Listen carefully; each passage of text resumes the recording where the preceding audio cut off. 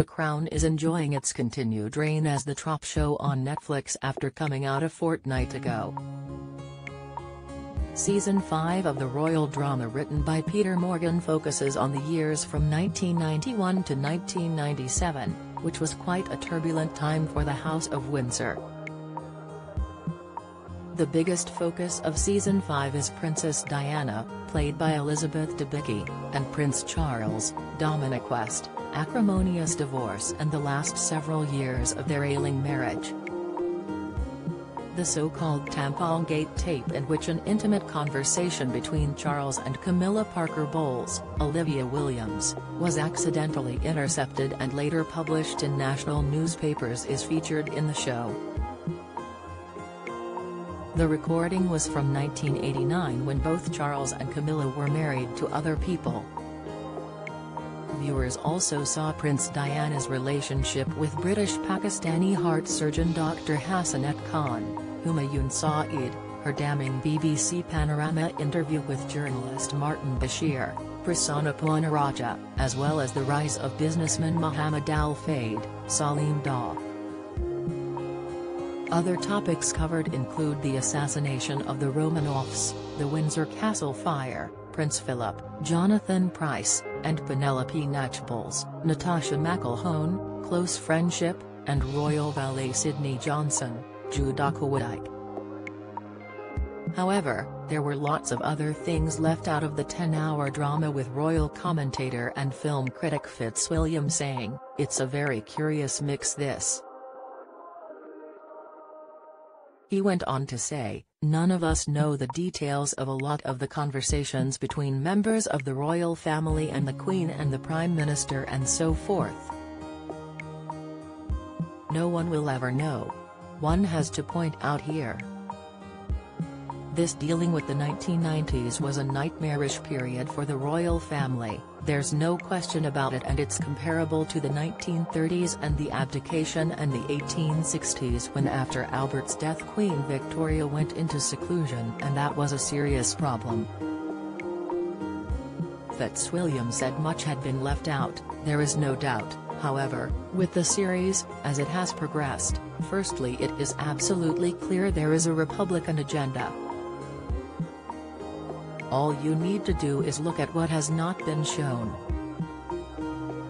Queen and Nelson Mandela friendship, he explained, the relations between the Queen and Nelson Mandela, that was a high point in a dreadful decade for the royal family, and that isn't shown. So, Morgan is very selective in what he decides to show. The Truth and the Lies, it's a docudrama, and of course, it mixes the two. There is no excuse, especially as it now does it for marketing, for the 5th series trailer, that Netflix have not put a disclaimer that points out that this is a dramatized version based on actual events. Queen Elizabeth II and former South African President Nelson Mandela are said to have had a warm friendship, with the freedom fighter first visiting Buckingham Palace in 1996.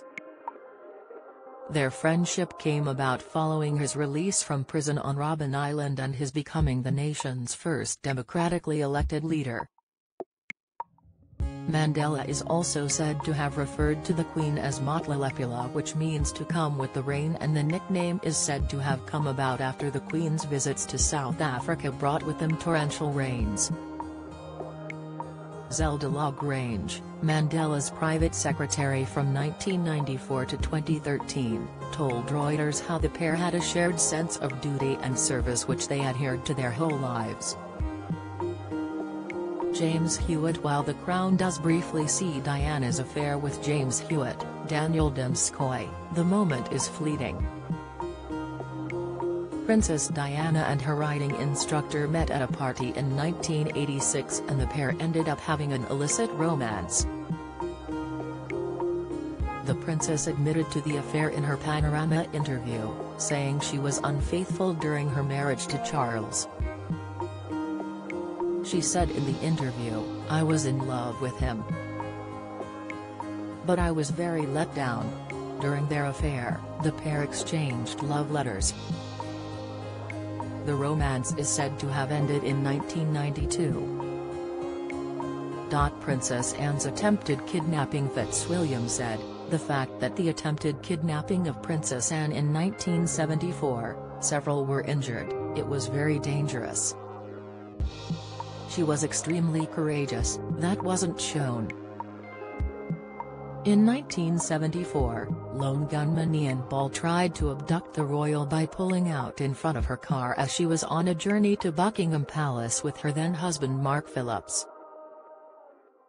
Ball was armed with 2 handguns and tried to force the princess out of the car with 7 men trying to stop the planned abduction.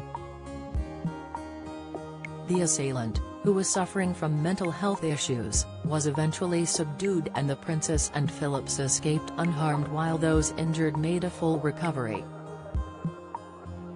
One other big event which never made the final cut of The Crown was when 6 blanks were fired at the Queen in 1981 during Trooping the Colour. The Crown Season 5 is streaming on Netflix now.